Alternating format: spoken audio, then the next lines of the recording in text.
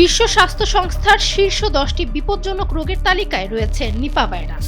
কেননা করোনা ও জিকার মতো এই ভাইরাসেরও মহামারী তৈরির সক্ষমতা রয়েছে। আর এরই মধ্যে ভারতের পশ্চিমবঙ্গে হঠাৎ করেই বেড়েছে প্রাণঘাতী এই ভাইরাসের প্রাদুর্ভাব, যা বিশ্বজুড়ে তৈরি করেছে চরম আতঙ্ক। আন্তর্জাতিক সংবাদ মাধ্যম বিবিসি বিষয়টি নিশ্চিত করেছে।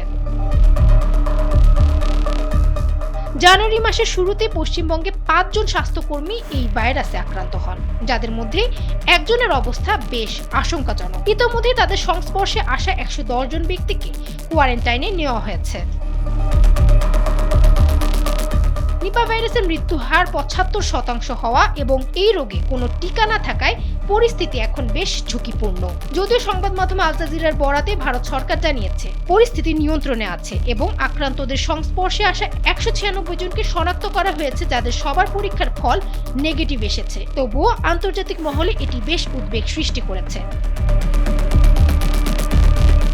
সামনে এশিয়ার দেশগুলোতে চন্দ্র নববর্ষ উপলক্ষে কোটি কোটি মানুষ ভ্রমণ করবেন। এই সময় নিপার মতো মারাত্মক ভাইরাসের বিস্তার রোধে চীন ও দক্ষিণ পূর্ব এশিয়ার দেশগুলো সতর্ক অবস্থান নিয়েছে। পাকিস্তান, থাইল্যান্ড, ইন্দোনেশিয়া, নেপাল এবং মালয়েশিয়া তাদের আন্তর্জাতিক বিমানবন্দরে স্ক্রিনিং ব্যবস্থা জোরদার করেছে। বাদুড় বা শূকরের মাধ্যমে সংক্রমিত নিপা ভাইরাস মানুষ থেকে মানুষে এবং দূষিত খাবারের মাধ্যমেও ছড়ায়। এই ভাইরাসের সুপ্তিকাল বা লক্ষণ প্রকাশের সময়সীমা 4 থেকে 14 দিন পর্যন্ত হতে পারে। এই ভাইরাসের কোনো অনুমোদিত ভ্যাকসিন বা নির্দিষ্ট চিকিৎসা নেই। বর্তমানে আক্রান্তদের মূলত সাধারণ ভাইরাস বিরোধী ওষুধ দিয়ে সেবা দেওয়া হচ্ছে। প্রাথমিক লক্ষণগুলোর মধ্যে জ্বর, মাথা ব্যথা, পেশিতে ব্যথা, বমি ও গলা ব্যথার মতো উপসর্গ দেখা যেতে পারে। কারো কারো ক্ষেত্রে ঘুম ঘুম ভাব, অসংলগ্ন আচরণ এবং নিউমোনিয়া দেখা দিতে পারে।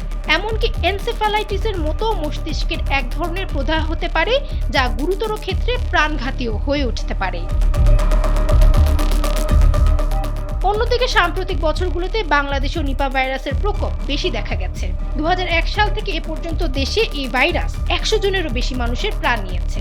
এর জন্য চিকিৎসা বিশেষজ্ঞরা বলছেন, এই রোগ থেকে বাঁচতে হলে শীতকালে কাঁচা খেজুরের রস পান করা পুরোপুরি বন্ধ রাখতে হবে। বাজার থেকে আনা ফল খুব ভালোভাবে পরিষ্কার পানিতে ধুয়ে এরপর খেতে হবে। গাছে থাকা কোনো ফল যদি পাখি বা বাদুড় খেয়ে থাকে, তবে তা কোনোভাবেই খাওয়া যাবে না। ডেস্ক রিপোর্ট, সোমের আলো।